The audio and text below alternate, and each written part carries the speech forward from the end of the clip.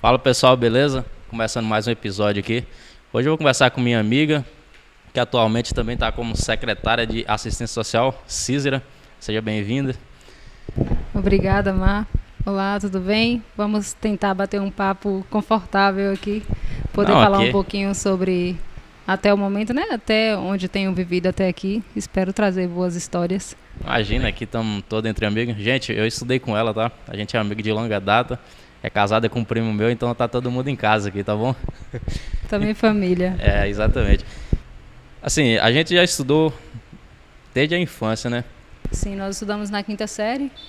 Aí você mudou de escola, né? E voltamos a estudar novamente na oitava série, que se eu não me engano foi em 2006. Aí concluímos o ensino médio juntos. Do, do término da escola pra cá, o que se passou na sua vida? Qual foi seus passos até aqui? Então, de lá para cá aconteceu muita coisa, né? Logo em 2019, quando terminamos o ensino médio, aí já tinha feito o vestibular para jornalismo, né? Que naquela época eu falava que eu queria ser jornalista e realmente era um sonho. Mas e no vestibular que eu fiz na universidade, para que eu havia feito o vestibular, não formou turma. Seria necessário pelo menos 20 alunos, né? Mas nessa universidade a qual eu tinha prestado vestibular, apenas 12 pessoas passaram. Então, acabou que eu não ingressei no curso que eu queria, que era jornalismo. Mas aí também, como eu já havia feito o Enem, eu tive a oportunidade de ingressar na Universidade Federal da Bahia, que foi em Barreiras. Aí eu comecei a fazer o curso de Ciências Humanas. Então, em 2010, eu já, ainda com 17 anos, entrei na faculdade, fui morar sozinha com meu irmão. Graças a Deus ele já estava lá, já tinha uns 4 ou 5 anos que estava em Barreiras, né? Que nós saímos daqui de Sebastião Laranjeiras e fomos para a cidade de Barreiras para eu poder fazer a faculdade lá. E de lá para cá foi 3 anos de universidade. Aí já me casei, tive o filho, depois com o tempo veio o divórcio, né? Que eu fiquei casada com o pai do Pedro, que é o meu primeiro filho. Nós ficamos casados por 7 anos. E depois de um tempo já rodei um pouquinho aí nesse Brasil. Na verdade, da Bahia, eu saí da Bahia uma única vez e por um período de 60 dias, que foi quando eu não me adaptei a Ribeirão Preto. As oportunidades em Ribeirão Preto não foram tão favoráveis, aí foi quando eu retornei aqui para a Bahia, mas aí eu retornei para a cidade de Irecê, e de Irecê fui para Guanambi, fiquei 5 anos em Barreiras, 3 anos em Irecê, 2 anos em Guanambi, e já vai para 4 anos que estou aqui em Sebastião Laranjeiras de novo. Legal. Você estava falando que seu sonho era ser jornalista, mas por quê? Eu acho que por conversar demais, né? Gosta de conversar bastante? Demais. Sanguíneo, né? O temperamento sanguíneo tem essa facilidade para estar conversando. A gente é bom para contar histórias. Não é mentira, histórias. Mentira tem diferença de histórias. Verdade. E a gente tem essa facilidade para estar puxando assunto. E também não que eu seja muito apegada a isso, né? Mas a questão do signo, de Gêmeos, essas coisas, e acaba que coincide muito. Então a gente tem essa facilidade de estar conversando demais, de estar puxando assunto. E eu acho que isso tem uma característica muito boa com o jornalismo. Eu acho que favorece muito o jornalismo, essa questão de comunicação, você ser muito comunicativo. E eu me identificava. Na época eu me identificava. Hoje não me vejo nessa área. Já a gente vai amadurecendo, né? Vai tendo outras... Isso, vai tendo exatamente outras visões. E hoje eu não me vejo nessa área, mas era um sonho, sim. Eu queria muito que fosse, mas pelo destino e a vontade de Deus não foi essa, então a gente acabou indo por outro lado. Que ciências humanas é uma área voltada também para essa mesma visão. Então acaba que está ali uma coisa complementando a outra. Não fui jornalista, mas acabei entrando para essa mesma área aí. Entendi. E hoje você trabalha com o que atualmente? Eu falei que isso é na assistência social, né? Isso. Hoje eu estou como secretária de assistência social aqui do município de Sebastião Laranjeiras e a gente lida muito com várias situações, né? A assistência social hoje ela tem um papel muito importante na sociedade, que é onde você dá o amparo, você dá o atendimento às pessoas, às famílias com situação de vulnerabilidade, pobres, em sistema situação de pobreza e vulnerabilidade. Então a gente consegue atender muitas famílias aqui em Sebastião Laranjeiras. E não só essas famílias, né? Porque há várias situações que chegam até a gente, até a Secretaria de Assistência Social. Hoje eu estou como secretária, mas a Secretaria de Assistência Social ela é composta por uma equipe, aqui no município, por uma equipe de 27 pessoas. Que tem o CRAS, que tem vários programas inseridos no CRAS, tem o CAD Único, o programa do Bolsa Família. Então, querendo ou não, a gente acaba atingindo todo o público. A gente recebe todo o público, toda a população, uma hora vem nos procurar. E a assistência social ela tem um trabalho muito bonito, que é você dar a oportunidade de estar conhecendo as famílias, conhecendo a realidade daquelas famílias e você consegue ajudar. Então, é um papel bonito. O papel hoje da Secretaria de Assistência Social, num todo, não só em Sebastião Laranjeiras, mas a nível nacional. E falando de, por exemplo, você disse que é mãe de 2 filhos. Isso, tem o Pedro de 10 anos, Pedro Azaf de 10 anos e o Luiz Cláudio de 2 anos. O Pedro Azaf é do meu primeiro casamento e o Luiz Cláudio do meu segundo casamento. E o que seus filhos são para você? Tudo, né? Filho é tudo. Eu fui mãe aos 21 anos, quando eu tive o Pedro Azaf, eu estava com 21 anos. E é uma experiência que a gente não consegue explicar. Talvez o pai, ele consegue ter um pouquinho do sentimento do que é ser mãe. Mas é algo, é um amor incondicional, é uma situação que a gente não consegue descrever. Porque meus filhos são muito importantes para mim. Então eu tive o Pedro numa fase muito difícil da minha vida. Foi um momento em que eu estava passando por uma crise no meu casamento, então eu e o pai dele chegamos a ter algumas discussões, acabamos nos afastando por um tempo, e isso foi ruim para mim, foi ruim para ele, mas graças a Deus a gestação foi tranquila. E quando nós decidimos nos separar, Pedro já estava com 5 anos. Então esse período foi muito complicado. E você vê que a gente via que ele sofria demais. Então, aquele processo de separação foi muito doloroso para Pedro. Então, para mim também era. Eu tive que ficar distante dele por 2 anos, que foi o período que eu fiquei em uma outra cidade, que eu tinha que trabalhar. Deixei ele com a minha mãe e isso era muito doloroso. Para quem está de fora pode ser visto como cômodo, né? Uma situação cômoda. Tá com a mãe, tá bem. Sim, estava bem. Mas a gente estava distante um do outro. Ele sentia a minha falta, eu sentia a falta dele. Então, isso acaba machucando a gente. Mas, graças a Deus, depois disso, a gente conseguiu ficar juntos de novo. Eu consegui trazer o meu filho para perto de mim. E depois do Pedro veio o Luiz Cláudio. Pedro foi meu primeiro grande amor e o Luiz Cláudio veio em segundo, mas também com o mesmo sentimento. Então, o amor a gente não consegue separar o amor do primeiro filho para o segundo filho. O amor ele só soma. E o Luiz Cláudio foi uma surpresa para a gente. Foi quando eu ingressei o relacionamento com o Erle, que é meu atual esposo.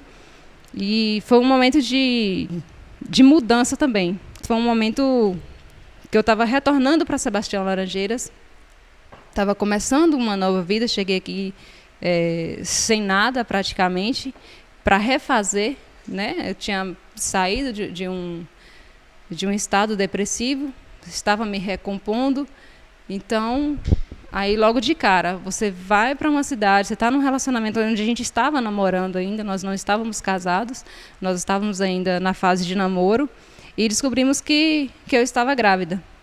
Quando estava com 23 semanas, eu trouxe até os exames ali, se eu não me falha a memória, é isso mesmo, 23 semanas, o primeiro ultrassom que a gente havia feito, morfológico, né? Quando a gente consegue, onde a gente consegue ver de fato a situação dele, né? Do bebê.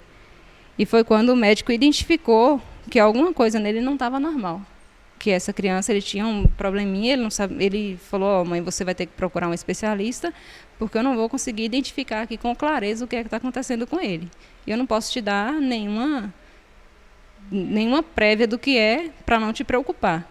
Mas aí foi quando o médico falou isso, o que veio na sua mente assim? Quando ele disse isso, a gente não teve muita reação, porque meu esposo estava junto comigo, né? A gente estava na mesma sala. Ele acompanhou em todos os exames e logo de imediato a gente ficou preocupado. Ficamos preocupados e providenciamos os outros exames. Foi quando o médico falou, procura um especialista porque o caso do seu filho não é tão simples, mas eu não posso te dar exatidão o que é. E foi quando nós passamos para o outro médico. Foi isso mesmo, com 23 semanas que a gente descobriu a situação dele.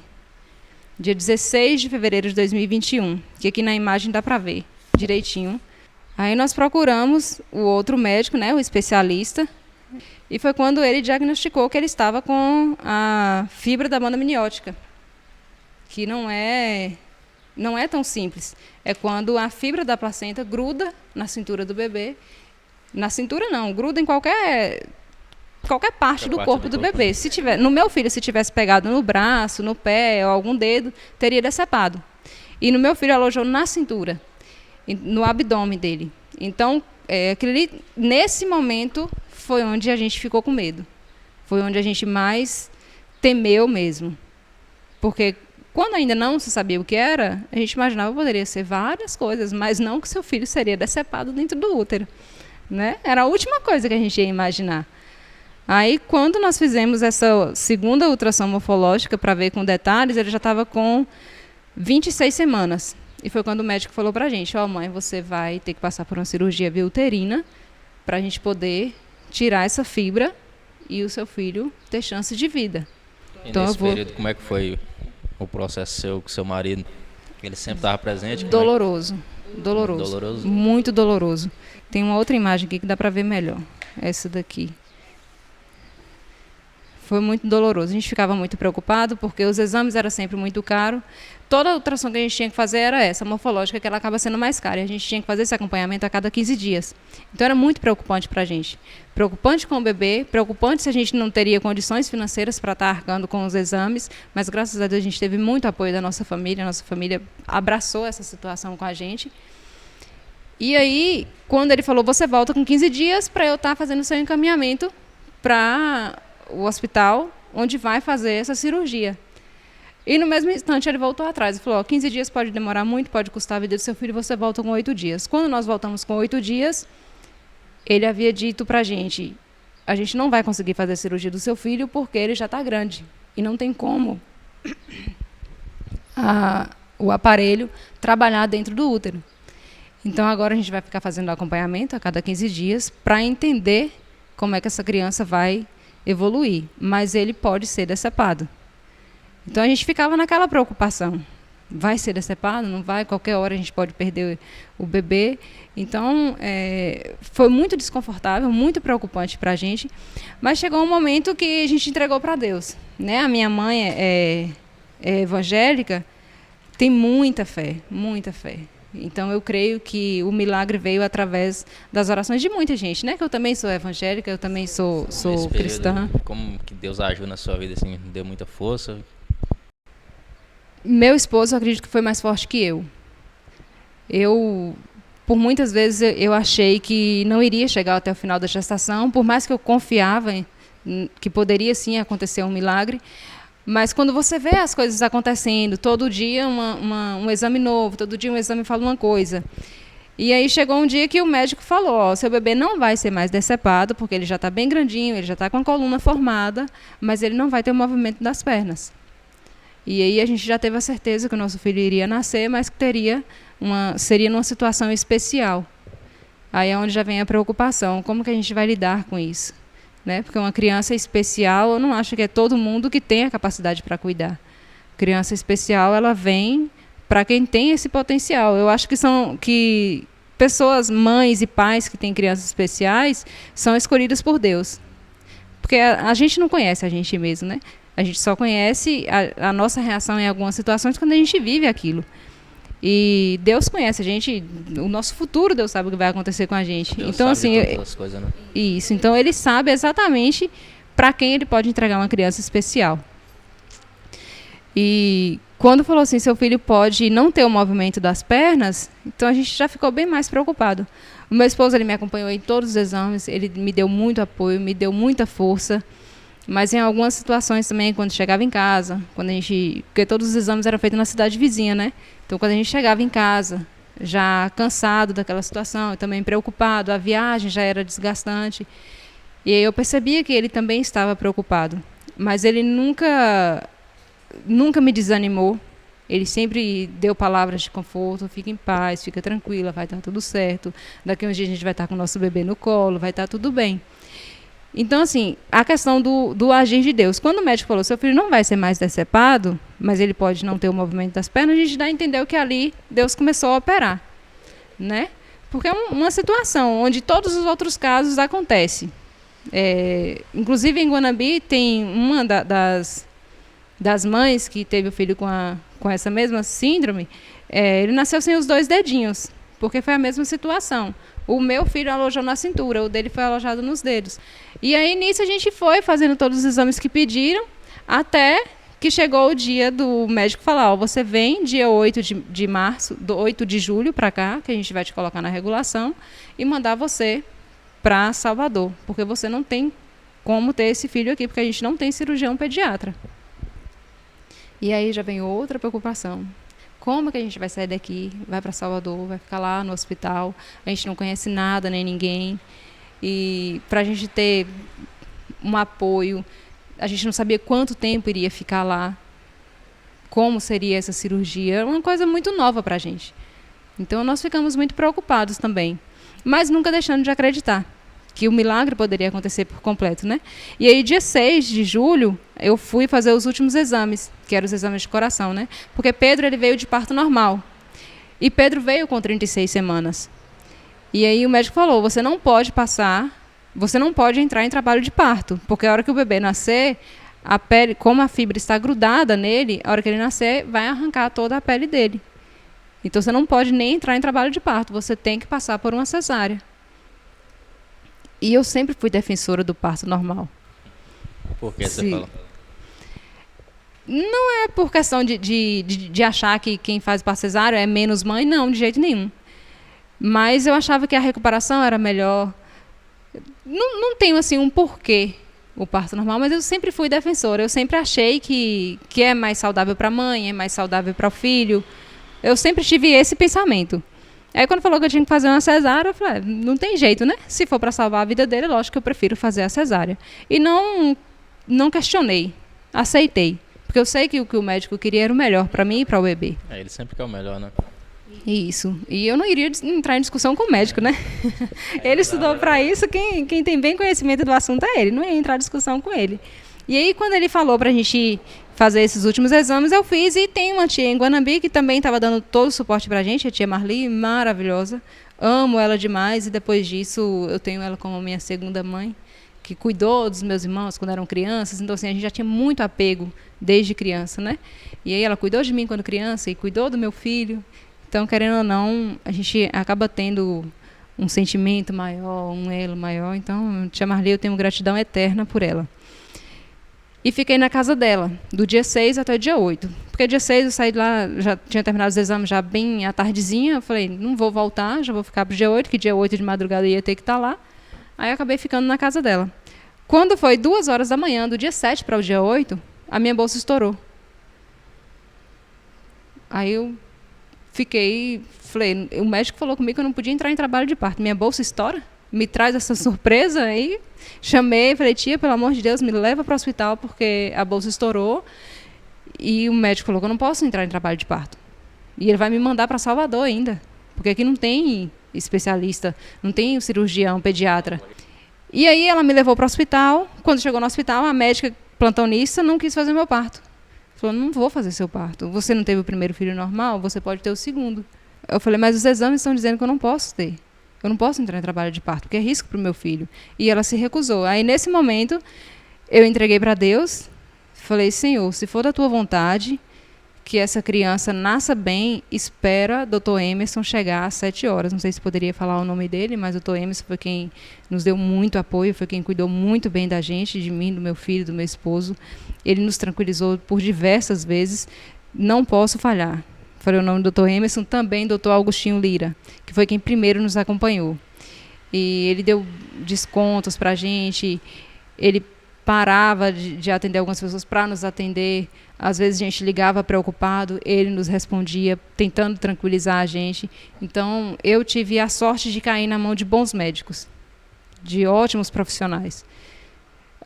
Teve uns 2 que me deixou bem preocupada, porque nós passamos por 6 obstetras e nenhum deles queriam fazer o nosso parto, o meu parto, né?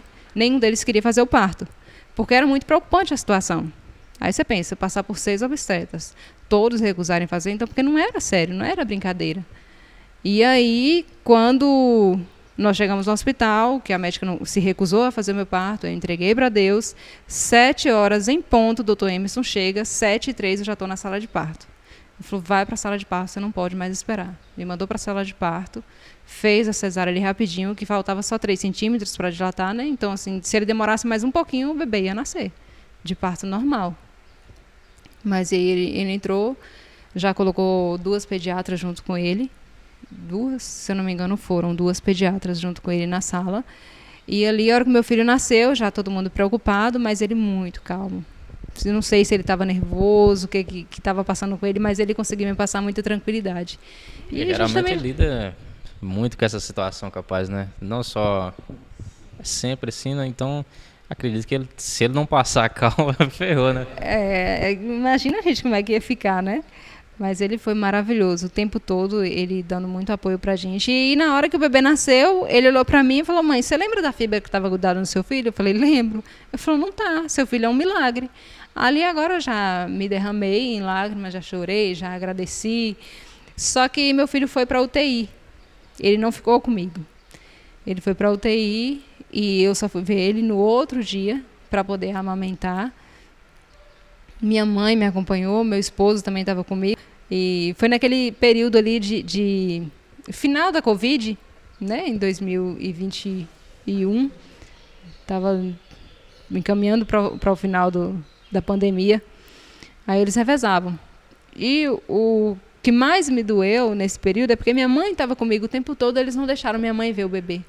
Só que a gente entendia, né? Porque estava na pandemia, tem outras crianças ali, tinha crianças numa situação bem mais frágil que o meu filho. Então, realmente tinha que preservar elas, né, de qualquer um outro contato. E eu não pude ficar no hospital, porque... E também tinha a minha tia lá, né, o quarto estava cheio, o quarto onde eles chamam de mamãe canguru estava cheio, não tinha mais espaço para que eu pudesse ficar.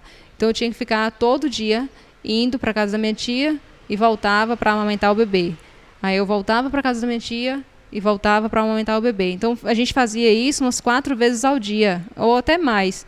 Aí, nos primeiros dias, né? Como foi ficando muito cansativo para mim, porque estava na cesárea, então entra em carro, desce do carro, caminha pelo corredor do hospital, que é enorme, até chegar o bebê, ficar sentada, amamentando. Então, acabava ficando... a cirurgia da cesárea doía demais.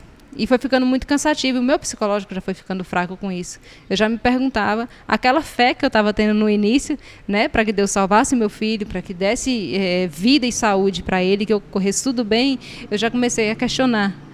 Porque o meu psicológico já estava cansado.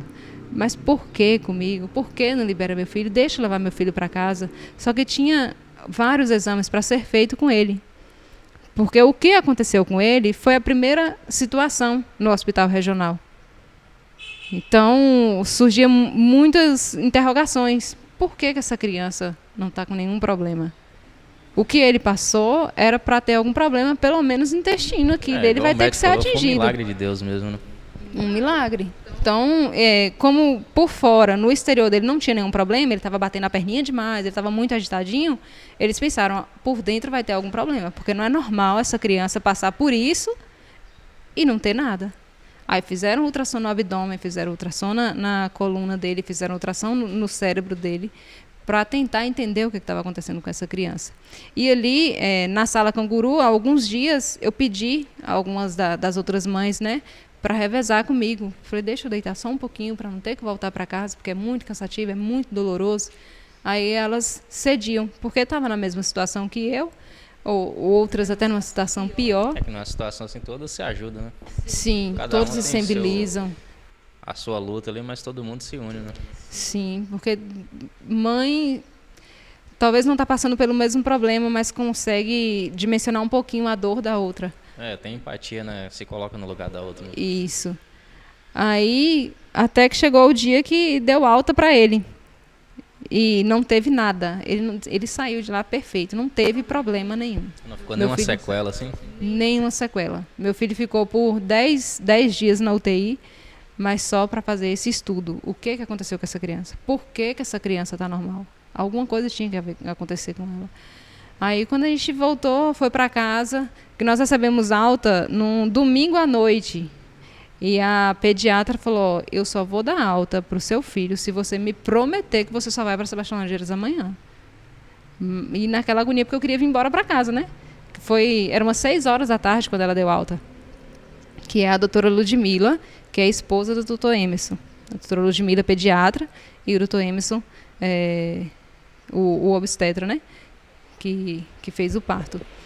Um casal, e depois continuei passando o Luiz com ela, porque ela tratou a gente tão bem lá no regional, ela fez um acompanhamento maravilhoso com a gente, e eu continuei passando o Luiz. Sempre que há necessidade de levar ele no pediatra, é com ela que eu vou. E aí, nós prometemos para ela, porque eu já estava louca para sair daquele regional, eu não queria mais voltar ali no hospital, não pelos profissionais, pelo contrário, porque todo mundo nos tratava muito bem, cuidou muito bem da gente. Todos os profissionais ali, mas para sair daquele ambiente, né? Porque até então aquele ambiente para mim já estava sendo muito cansativo, muito doloroso. Aí nós fomos para casa da minha tia, passamos mais uma noite lá, enchemos a casa dela de gente. Por isso que eu falo gratidão eterna, porque o tempo todo ela nos deu esse apoio. E encheu a casa dela de gente. E no outro dia pegamos as nossas malas, viemos embora. E o Luiz está aí já com 2 anos e 4 meses, correndo, pulando para tudo que é lado. Saudável, come de tudo, não perdoa nada. A única coisa assim que ele não come, que ele rejeita um pouquinho assim, é queijo. Mas se tiver derretido, ele manda para dentro também. É isso aí, que bom que tudo deu certo, né? Mas e hoje, você atualmente está como secretária de assistência social? Conta um pouco mais como é esse trabalho aí, se é que você pode falar. Sim, posso sim. A Secretaria de Assistência Social, como eu havia falado antes, né, ela é uma secretaria onde ampara todo mundo. Nós trabalhamos, vou falar assim, de forma bem resumida, porque a assistência social ela não pode estar divulgando, né, expondo as pessoas que são atendidas por questão de ética. Porque nem todo mundo que pede vai pedir, não é só porque quer pedir, porque há necessidade. Então a gente percebe às vezes é constrangedor também, né, a pessoa. Isso, tem gente que chega pra gente com muita vergonha. Muita vergonha. Então não tem por que expor essas pessoas, né? São pessoas que realmente precisam. Como a gente pode ajudar de várias formas. O CRAS, nós estamos agora implantando o CREAS, mas daqui a pouquinho eu chego lá. O CRAS, ele atende com benefícios eventuais, que é para uma ajuda de um aluguel, uma ajuda de uma cesta básica, natalidade, funeral, viagem, documentação. Então, essas ajudas assim, é que a gente não pode estar expondo, né? Tanto é que a gente até aparece pouco na mídia por conta disso. A pessoa vem pegar uma cesta básica, vamos tirar foto aqui. A pessoa está com vergonha porque foi lá pedir. Gente, eu não estou tendo o que comer em casa, eu tenho que ficar pedindo, então eu não quero aparecer. Outros sem receio nenhum, falam, não, eu realmente estou precisando, eu não estou roubando, eu estou pedindo. Então algumas pessoas realmente não têm problema em aparecer. Mas a gente precisa preservar a imagem dessas pessoas, a gente tem que ter essa ética. Não é tudo que está dando que a gente vai ter que ficar filmando, tá mostrando para mostrar que está trabalhando. Porque, não, nosso trabalho é mais... Né? Não é para... Isso, não é para expor. Aparecer com as pessoas, né? Se a gente quiser aparecer, a gente não vai estar ajudando, a gente vai estar prejudicando. Uhum. Aí também tem muitas outras ações, como o Primeira Infância, que é onde tem as visitadoras que acompanham as mães desde a gestação até 2 anos e 11 meses, que trabalha ali a desenvoltura daquele bebê, né? Já começa a trabalhar a coordenação, já começa a apresentar cores, formas para esses bebês. Então, quando eles chegarem na educação infantil, eles já vão estar um pouquinho mais preparados, porque eles já vai ter uma noçãozinha do que são as cores, de quais são as formas, está trabalhando um pouquinho mais essa coordenação. Então, é um trabalho muito bonito do CRAS. E temos também o atendimento do serviço de convivência, que são com crianças aqui hoje nós estamos trabalhando de 6 a 17 anos, que o serviço do Primeira Infância ele é de casa em casa. As meninas visitam em casa mesmo. Vai trabalhar o bebê junto com a mãe, junto com o irmãozinho, com o pai, a família que está ali. O serviço de convivência ele é feito no prédio do CRAS mesmo, que é onde essas crianças vão para lá, tem as tias que vão trabalhar com eles. É uma atividade totalmente diferente da escola. Se a criança estuda de manhã, está na escola de manhã, à tarde ela vai para o CRAS, vai exercer outras atividades, vai trabalhar mais o social. as tias traz várias oficinas para tentar despertar nessa criança o que ela pode ser quando ela crescer. Você tem mais afinidade com o quê? Você quer ser cozinheiro? Você quer ser enfermeiro? Então as tias trabalham isso. Né? Também a criança ficar muito na rua vai se perder, né? Sim, sim. O nosso objetivo mais é que tire essas crianças da rua mesmo, que elas tenham uma ocupação, né? E que ela possa descobrir o que ela pode ser. E tem também o serviço de convivência dos idosos, que é maravilhoso. Maravilhoso. Trabalhar com idosos. Minha avó frequenta lá, né? Sim, sua avó frequenta lá. Então, assim, a gente, hoje tem dias que lá tem 92 idosos. Já teve vez de ter 92. Eles são muito animados. Se terminar sem tocar um forró, para eles não estão bem. Mais animado que você? Muito mais, muito mais. Eu não danço. Não, eles dançam. Eu vejo o pessoal passando todo animado. Eu falo, pô, se eu tiver... Chegar na idade dele com esse pique aí, eu tô ótimo, né? Eu, se eu ficar meia hora em pé, eu já tô caçando um lugar para encostar. Eles ficam 2 horas dançando forró. Tem idosos lá que falam, eu tô com um problema no joelho aqui, mas se ligar o som, acaba a dor no joelho. Isso é bom, né? Que diverte, né? Distrai um pouco a mente deles. Sim, né? Eles amam. Eles são... Pena que é só 2 vezes por semana, né? Na segunda e na quarta. Então, eles vão super animados. Muito animado. Aí, de vez em quando, faz uma festinha, leva coisas de comer. Aí é que eles adoram mesmo. Tem agradecer também o pessoal do Reisado, que é uma cultura que prevalece aqui no município, né? Que eles são da região de Campos. E sempre quando a gente convida, eles vêm. E aí é que anima mesmo. Então, é muito gratificante trabalhar com essas pessoas, né? E assim, são trabalhos diretos. Não são aqueles trabalhos... A gente trabalha diretamente com esse público. E é muito gratificante. Sei. E os próximos passos, o que você pensa da vida? O que você poderia falar para o pessoal aí? Então, eu sempre tive esse convívio com a vida pública, né? Meu avô foi prefeito, primeiro ele foi vereador por 2 mandatos, depois ele foi prefeito, depois vice. Meu pai já foi vereador 3 mandatos, candidatou 4 vezes. E eu acho que o meu destino não é diferente deles, não. Eu acho que eu vou acabar ingressando aí na vida política também. Já estou envolvida, né? Quando a gente trabalha no setor público e cargo comissionado, querendo ou não, você está, sim, envolvido com a política, com a vida política. E eu tenho alguns ideais a defender, eu me vejo com uma personalidade forte, eu busco o que eu acredito. Tem muita coisa que precisa ser melhorada, não estou falando só questão municipal, não, estou falando nível nacional, tem muita coisa que precisa ser melhorada. E se a gente não começar do pequenininho, quem é Sebastião Laranjeiras na fila do pão? Quem é Sebastião Laranjeiras num grão de areia numa praia? Mas, se não começar do pequenininho, não vai alcançar os grandes. Se cada um limpar seu quintal, a cidade não vai... Exatamente, vai virar um entulho absurdo aí. Mas aí eu tenho, sim, essa perspectiva de um dia poder ingressar na vida política. Não sei se agora, já em 2024, se em 2028, mas finalizar a minha história sem antes passar pela Câmara de Vereadores, eu acho que não vai finalizar, não. Acho que, pelo menos, tentar chegar lá, eu vou. Não sei se vou conseguir, mas se for da vontade de Deus, sim. Mas que tenho pretensão política, sim, eu tenho. Não tem como correr, né? Minha filha já tá vem... na família, né? Tá enraizado. Já tá no sangue, né? E meu pai acredita muito em mim, né? Que o meu líder político é meu pai. Então, se ele acredita em mim, se ele me dá forças, ele me apoia, eu acho que tem, sim, a possibilidade de ingressar e continuar o caminho dele. Fazer, né, a história que meus familiares fizeram. Porque meu avô, ele deixou um legado de honestidade muito grande. E se eu entrar, eu não quero decepcionar ele. Hoje ele não está mais entre nós, mas o meu espelho na política é, sim, o meu avô. Ele ajudou muita gente dentro da política, fora da política, e eu acredito que eu posso fazer pelo menos um pouquinho do que ele fez, e não quero decepcionar ele, não quero decepcionar meu pai, não quero decepcionar a minha família, mas para entrar na política tem sim ter o apoio, primeiramente o apoio da família e segundo da população, né? Porque se a população não abraçar, não tem por que querer brigar sozinha, que não vai adiantar. E se a minha família também não me der apoio, eu não posso nunca ir contra a minha família.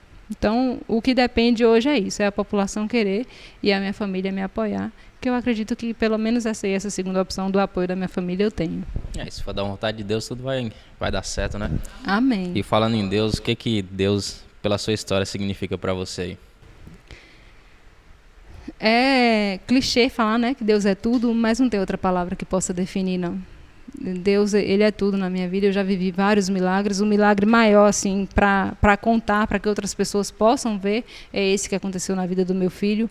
Mas ele já me deu muitos livramentos mesmo. Inclusive, quando meu avô morreu, que eu estava em Irecê, eu tinha acabado de chegar em Irecê. Aí eu recebi a ligação do meu irmão informando que meu avô tinha falecido e a gente tem que voltar para cá. Nessa volta para Sebastião Laranjeiras, ia acontecer um acidente. Não me pergunte como isso aconteceu, que eu não vou saber te responder. E não me pergunte como nós saímos dessa situação, que eu também não vou saber te responder.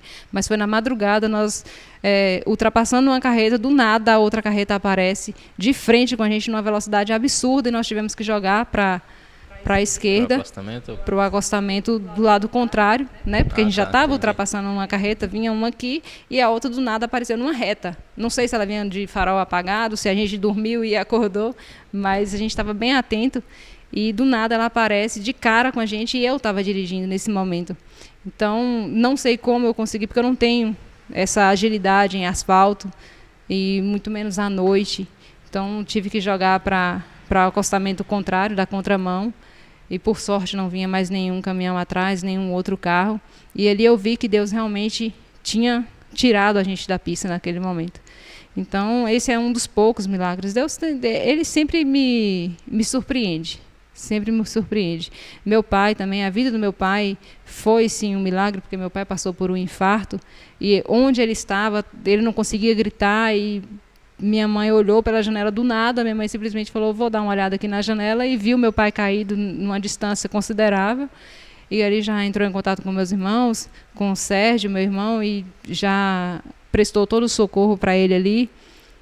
Não tinha médico aqui no hospital para essa situação, tinha o clínico, né, o plantonista, o clínico, mas para essa situação dele não tinha, e deu tempo ele chegar na cidade vizinha, deu tempo fazer a cirurgia, porque realmente o médico disse que a situação dele não foi tão simples. Então há várias situações assim que a gente vê Deus no operar. E não só questão de saúde, de vida, mas em várias situações. Até as escolhas que a gente faz, de estar num lugar, ir para outro, você não consegue entender. Eu não entendi porque que a gente tinha que sair de Barreiras, depois eu não entendi porque que não deu certo em Ribeirão Preto. A gente questiona, mas a gente não sabe do propósito. Sim, dele. Aí lá na frente, quando você consegue parar, observar direito, analisar toda a situação, você viu que foi Deus quem te tirou dali.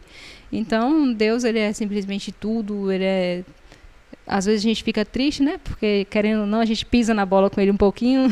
A gente vacila bastante, né? Somos carne, né? Somos pecadores. E aí a gente acaba decepcionando um pouquinho aí, mas eu sei, eu me sinto muito amada. Eu sei que Deus tem me abraçado, ele tem me colocado no colo, tem me perdoado. Eu sei que ele me chama de filha. Então não tem outra palavra para definir o que é Deus para mim, para minha vida, para minha família, não. É isso mesmo, ele é tudo. Eu já te conheço já faz tempo, acho que eu estudei a quinta série, eu conheci na quinta série, né? Na época você era de uma família que era um pouco conhecida aqui, que é a família sua tem um nome conhecido aqui na cidade. Então assim, na minha cabeça eu falava, pô, você, eu acho que você é uma galera aí tem uma vida mais confortável, mas como é que foi esse processo de ir lá até aqui? Sempre foi de boa ou já passou por muita dificuldade? Já passamos por dificuldade, já tivemos vida de patrão, já tivemos vida de peão, já ajudamos muitas pessoas e também já precisamos de muita ajuda. Então eu já passei por tudo, eu passei um pouquinho. Se eu te falar que eu passei fome, eu vou estar mentindo. Não cheguei a passar fome, mas já chegamos a uma situação difícil. Eu, meu irmão, quando nós morávamos em Barreira, meu irmão mais velho, Osiel, beijo, man, chamo ele de man, meu parceiro, meu orgulho, amo demais. Todos os meus irmãos. Daqui a pouco eu vou ter que falar todos. Eu tenho um monte de irmãos. Quantos irmãos você tem? Tenho 6 irmãos. Que são 4 do casal, né? Meu pai com a minha mãe, e meu pai tem mais 3. Aí do meu pai com a minha mãe, Osiel, Oséias, Ezequiel, que todo mundo conhece ele por Kio, e eu, sou a caçula. E tem mais 3 do meu pai, que é Murilo, Andréia e Sérgio. Que amo da mesma forma que eu amo os outros, são parceiros também. O Murilo a gente tem um pouquinho mais de distância, mas por consequências da vida, né, nos afastamos mais, mas o meu amor por ele é tão grande quanto com os outros irmãos. Quando eu fui para Barreiras morar com o Osiel, ele morava numa república com os irmãos, com os colegas dele da faculdade, e aí ele abriu mão de estar com os colegas dele, né, porque para ele acabava sendo melhor por conta O custo de até vida, questão, né? isso. Aí ele não pagava aluguel, né? Que a República era da universidade, que ele estudava na Universidade Estadual da Bahia, a UNEB. E quando eu fui para lá, para ele me acolher, ele alugou um kitnet e fomos morar juntos. Aí depois de um tempo, moramos com uma colega, a Áurea, que hoje é a esposa dele. Nessa época eles não namoravam, eram só colegas. Depois que acabou a faculdade, eles resolveram namorar e se casaram. Poderia ter namorado desde aquela época, né? Quem? Já adiantava um pouco, né? Mas aí deixou para depois. E a gente passava por uma situação difícil. Eu trabalhava o dia todo, estudava à noite. Meu pai, ele não conseguia manter a gente, né? E quando o Osiel estava lá sozinho, o valor que ele mandava ajudava para o Osiel, mas para os dois ficava pesado. Então eu trabalhava durante o dia, como o curso que eu fazia era à noite, Ciências Humanas era à noite, e dava para mim trabalhar durante o dia. Saía às 6h tinha que estar na sala de aula. E saía da sala de aula 10h30, pegava ônibus, voltar para casa. Então era muito corrido. E acabava sendo caro. O material de faculdade é muito caro. A gente pagava aluguel, pagava água, pagava luz. Às vezes perdia o ônibus, tinha que pagar um mototáxi, então passagem, tudo. Por mais que era estudante, tinha desconto na passagem, mas acabava pesando. E foi o meu primeiro emprego, foi vendedora de telefonia, né? Vendia aparelhos de uma certa operadora. E quando saía dali, às vezes não dava para ir almoçar em casa, porque não tinha o dinheiro da passagem. Se tivesse o dinheiro da passagem para ir almoçar em casa, à noite eu não ia ter que ir embora a pé, porque não tinha passagem para o ônibus. E meu irmão também passava por algumas dificuldades também. E depois disso, quando nós... Já teve momentos que a gente tinha que escolher, a gente almoça ou a gente janta, né? Mas fome nunca passamos. Passava com besteira, comia bolacha, comia cuscuz, que é maravilhoso, gosto muito de cuscuz. Mas a gente tinha que fazer essas escolhas. A gente não podia sair todo final de semana com os amigos, a gente não tinha essa liberdade, né? Porque a vida de estudante normalmente é difícil. Todo mundo que está buscando alguma coisa grande na vida sempre passa por esses momentos, né? De escolhas difíceis, dificuldade financeira, tudo isso, né? É normal para se prepara para a pessoa valorizar mais lá na frente também, né? Isso. E aí, nesse tempo, eu trabalhei como vendedora de telefonia, trabalhei como babá, trabalhei aplicando isso filme, carro, residência, vendedora de peças de automotivo, de faxineira, já tive que lavar a loja, tirar poeira, trabalhei com tudo isso. Quando eu fui para Irecê, abrimos um material de construção. Nisso, nós moramos 40 dias dentro do galpão, que nós fomos para lá, tinha alugado somente o galpão para receber o material, não tinha casa. A gente não tinha nem dinheiro para o aluguel da casa. Então, dormíamos numa barraca, essa barraca de acampamento, lavava roupa, tomava banho, tudo no mesmo ambiente, que era o banheiro. Não tinha um tanquinho, não tinha uma pia para lavar a louça, tinha uma bacia que recolhia água, ficava lavando a louça ali fora. Fazia comida num fogãozinho de 2 bocas, porque a gente não tinha dinheiro para comprar nada. Foi um período muito difícil, então, né? Foi um período muito complicado. Imaginei, num calor absurdo de Irecê, você morando num galpão, tendo que dormir dentro de uma barraca. Você é mais uma criança. Então, não foi mar de rosas minha vida, não. E ali não tinha condições também para pagar ainda o funcionário. Então, quem tinha que meter a mão na massa era a gente mesmo. E aí eu descarregava caminhão de bloco. Já descarregamos 3.000 blocos. A mão andava cheia de calo, toda despelada, toda cortada. Cimento. Chegou o cliente, preciso de cimento. Tá, bora abraçar o saco de cimento, jogar em cima do carro e levar embora. Então, assim, eu já tive o meu próprio negócio, já tive. Mas... não com a vida tranquila que achavam. Igual o pessoal pensa, né? Que vou abrir um negócio e vou trabalhar menos. Pelo contrário, né? Não, você tem que trabalhar dobrado. No caso, eu fazia o papel de 3 funcionários. Porque além de ser motorista, era entregador e vendedora. Eu tinha que vender, chegar ao cliente, tinha que estar limpinha, bonitinha para atender o cliente, passar uma boa imagem. A hora que o cliente dava as costas, trocava de roupa, botava o cimento em cima do carro e ia entregar. Porque chegar lá você não ia ver só o cliente, você ia entregar para os pedreiros. Então o pedreiro não interessa se eu estou limpa ou se eu estou suja. Eu abraçava o cimento, botava no chão. Lógico que quando chegava na obra eles ajudavam, né? Aí voltava para a loja, troca de roupa, fica bonitinha e espera o próximo cliente. Então tinha esses corres. Mas queria sim eu ser herdeira. E não só guerreira, né? Mas depois de toda essa dificuldade, o que você tira de lição da vida, assim? Eu acho que a gente tem que aproveitar as oportunidades da melhor forma. Mesmo que a gente passou por dificuldade, a gente não reclamava, né? Quando eu falo que às vezes a gente pisa na bola com Deus, é exatamente isso. Deus te dá uma oportunidade, aí você reclama. Mas por que isso? Que situação difícil é essa? Isso aqui parece que não vai acabar nunca. Passamos 40 dias, como eu te falei, 40 dias dormindo numa barraca. Porque a gente não tinha uma cama. Foi num colchão. Porque quando nós saímos de Barreiras, a mudança ficou lá. Não tinha como a gente pagar o frete para trazer. Então a gente veio com um colchãozinho.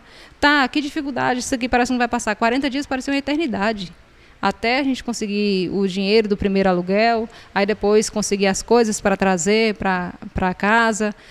Mas a lição que a gente tira é essa, é aproveitar as coisas da melhor forma, ver sempre o lado bom da situação, porque se já está ruim, você só vê o que é difícil, se só vê o lado ruim, não vai melhorar. Com certeza. Então, tenta tirar uma lição disso aí. Foi bom? Foi. Foi difícil? Foi, mas aprendi. Né? Então a lição de vida, eu acho que é essa, você aprende muito. Se você não sofrer, você não vai aprender nunca. Não que a situação tá boa hoje, mas... Só em vista do que você passou, tá bem melhor, né? Exatamente. Hoje, com a experiência que eu tive desde os meus 17 anos, quando eu tive que sair para fazer a minha vida, que eu já não tinha mais meu pai e minha mãe, tinha, mas não assim, não dependia mais deles, né? Foi quando eu procurei fazer minha vida sozinha. De lá para cá eu aprendi muita coisa. Posso cometer erros daqui para frente? Posso, mas não os mesmos. E se aparecer as mesmas oportunidades, a gente já tem um emocional mais preparado para isso, a gente já tem uma maturidade e uma experiência. Então a gente aprende sim, querendo ou não, a gente aprende. Se não aprender de um jeito, aprende de outro, mas tudo conta como experiência e lá na frente, se vier de novo, a gente sabe lidar melhor com isso. Entendi. Você estava comentando que você saiu de casa, né? Foi fazer a vida e tal. E seus estudos, como é que ficou isso aí? Aí lá na minha frustração, né, de não ter formado a turma de jornalismo, porque era o que eu queria, eu saí daqui, início, né? Isso, eu saí daqui querendo fazer jornalismo. Queria porque queria ser Fátima Bernardes. Eu achava que eu ia sentar na bancada do Jornal Nacional e ia apresentar o jornal ali toda noite. Era o meu sonho, era assim, ser jornalista, trabalhar com comunicação. Mas aí não formou turma, fui cursar Ciências Humanas. O que é uma vida completamente diferente do ensino médio. Porque quando você está no ensino médio, você encontra ali pessoas da sua faixa etária, né? Nós temos a mesma idade, então a gente pensa do mesmo jeito. Só que a minha turma era uma turma de 40 pessoas e a mais nova, só tinha uma mais nova que eu, questão de meses. Eu faria 18 anos em maio e ela faria 18 anos em agosto. Então, e daí tinha gente até 50 e tantos anos. Numa turma de 40 pessoas, cada cabeça um mundo. Tinha gente, nós éramos imaturas, chegando na universidade, achando que vai ser a mesma coisa, que eu posso pegar o caderno, eu não quero estudar para a prova, não vou estudar. Não é assim, a gente não... É diferente, né? Cada completamente um já tem diferente. Já, né? E você tinha ali colegas que eram policiais, pessoas já de vida formada, pai de família, mãe de família. Tinha gente que já estava na sua terceira faculdade. Então, pessoas com outra mente. E eu ficava assim, meio perdida, o que eu estou fazendo aqui? Né? Falei, realmente foi para cá? A universidade é desse jeito que funciona? Então, longe de pai, longe de mãe. Tinha meu irmão que me dava apoio, ele já estava na universidade e tudo, mas para mim viver aquilo ali foi tudo muito... uma universidade pública. Então, tinha gente de todo lugar. Tinha gente de várias cidades, de vários tipos. Numa universidade federal. Não é qualquer um que entra numa universidade federal. Aí você encontra ali gente de toda maneira. Então, para eu poder me adaptar nesse meio, realmente foi um pouquinho complicado. Eu saí daqui, a igreja era muito rígida, não podia usar calça, não podia usar brinco, não podia passar esmalte, não podia usar roupa de manga. Aí eu saio daqui de uma vida bem conservadora para chegar lá você lidar com pessoas totalmente liberais. Então tudo isso para mim era novo. Mas você encarou isso? No início foi difícil, mas depois... Voltando lá ao temperamento da sanguínea, a gente se adapta a todo e qualquer ambiente. Né? Então a gente, de início foi um susto, mas depois foi tranquilo. E aí dessa universidade, terminei essa faculdade, aí depois de um tempo, invento de fazer administração. Não é a minha área. Não é. A administração mexer com... Não. Fiquei 3 meses, falei, não é para mim não. Aí depois quando eu vim para Guanabi, comecei a fazer arquitetura, que também era um sonho. E eu desisti de fazer arquitetura por questão financeira, porque é um curso muito caro. Então, acabou pesando para mim. Eu consegui fazer 3 semestres. No 4º semestre, eu tive que desistir, porque eu já não estava mais conseguindo. Que também foi uma situação difícil que eu passei em Guanabi, que já era eu sozinha, tinha que pagar aluguel, dividir quarto com algumas colegas, com algumas amigas, mas pesava demais. E a faculdade era muito cara. Então, com o salário que eu recebia, não dava para manter. Aí eu tive que acabar abrindo mão do curso. Mas também penso um dia retornar. A arquitetura é um curso que eu quero terminar, a administração não quero, de jeito nenhum. Mas a arquitetura eu quero sim um dia poder terminar o curso. E hoje eu tenho o prazer de ter o coordenador do curso, que é um dos que trabalha aqui no município, né, como arquiteto aqui das obras do município, e ele sempre me vê e fala, menina, volta pro curso, menina, vamos lá. A voltar. E aí, tendo essa força, esse apoio, eu acredito que um dia eu volto sim a terminar a arquitetura. Mas que a vida acadêmica é fácil, não é não. É um pouquinho chata. Nada é fácil nessa vida, né? Se você quiser conseguir algo maior, né? É complicado. E ainda mais agora, né? Já depois dos 30, com 2 filhos, pra você voltar para a universidade e você acaba sempre procurando uma desculpinha daqui ou dali. Mas a arquitetura é um curso que um dia eu vou terminar. Nem que seja lá nos 50, 60, mas um dia eu termino. Mas e aí, hoje você tá casada com um primo meu? Conta mais um pouco dessa fase aí sua, como é que você tá hoje? Hoje eu tô muito bem. Estou realizada, que foi uma história vamos dizer, de infância, né? Que ele foi nosso colega, nós estudamos juntos na 5ª série. Nos conhecemos nesse período, né? Que estudávamos a 5ª série. Ele tentava me roubar um beijo de vez em quando, mas aí eu era muito criança, tinha 11 anos, então não dava certo, né? Não tinha chance, de 10 para 11 anos. E na 7ª série, quando nós estávamos na 7ª série, que ainda éramos colegas, aí nós tivemos um namoro muito curto, escondido dos meus pais não podiam saber. Mas aí nós namoramos rapidinho, depois terminamos. E aí, já no final também do ensino médio, nos encontramos algumas vezes. E logo tive que ir para Barreiras, e ele foi também seguir a vida dele em outro estado, e acabou que nós perdemos contato. Naquela época não tinha ainda as redes sociais, né? Tinha assim o Orkut, o falecido Orkut, mas ele não era adepto a essas tecnologias, então acabava dificultando ainda mais. Nós estamos ficando velho, rapaz. Passando depressa. Demais, a gente para assim, MSN, eu era da época da MSN, mas já foi. Aí, nós perdemos contato, tive outro relacionamento, segui minha vida, ele seguiu a vida dele. E em 2018, quando me separei, aí em 2019, ele veio de férias e nós nos encontramos. Tivemos a oportunidade, né, de conversar um pouco. E aí, de abril de 2019 para cá, a gente se assumiu, falou, não, vamos ficar juntos, se é o que você quer, é o que eu quero, a gente se gosta, e a gente já está maduro, a gente já sabe o que a gente quer, então vamos ficar juntos. Mas ele ainda estava trabalhando por lá. E aí, em 2020, então nós ficamos aí 1 ano à distância, só por mensagem, por ligação, e não é legal, né? 2 pessoas já maduras. A gente já, com a nossa vida, já tinha uma experiência de vida. Então, acabou que a gente tinha que decidir. Ou continua mais perto, ou a gente acaba. E aí ele tomou a decisão de pedir as contas no emprego dele, de vir embora para Sebastião Laranjeiras em abril de 2020. Você lembra que ele morava com você? Vocês dividiam um apartamento? Dividia apartamento junto lá.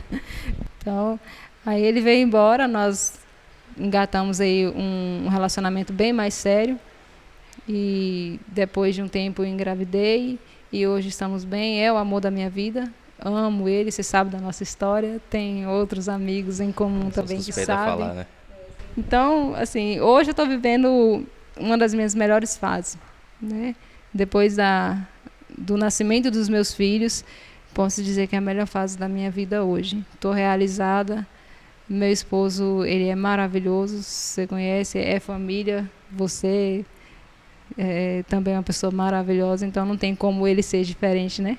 Assim como a política está no meu sangue, essa questão de ser gente boa está no sangue de vocês. E ele é o homem da minha vida. Eu estou realizada. Ele é o homem da minha vida, é a pessoa com quem eu quero acabar meus últimos dias e até a velhice. É com ele, sim.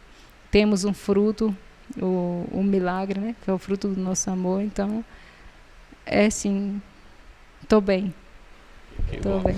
Bom, com essa declaração de amor no final, que vamos encerrar por aqui. Eu agradeço, obrigado pela presença. Eu que agradeço pelo convite.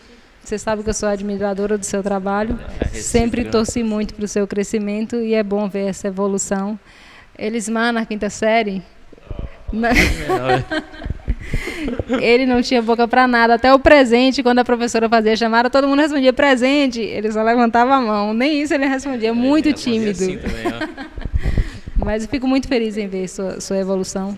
Obrigado. E eu sei que você tem voos maiores e mais altos aí para alcançar. Nós todos temos, né? Vamos lutar para que tudo dê certo, né? Amém. Mais uma vez, obrigado pela presença. Até a próxima, galera. Valeu. É nóis. Se inscreva no canal, ativa o sininho, deixe seu like aí, beleza? Curta bastante.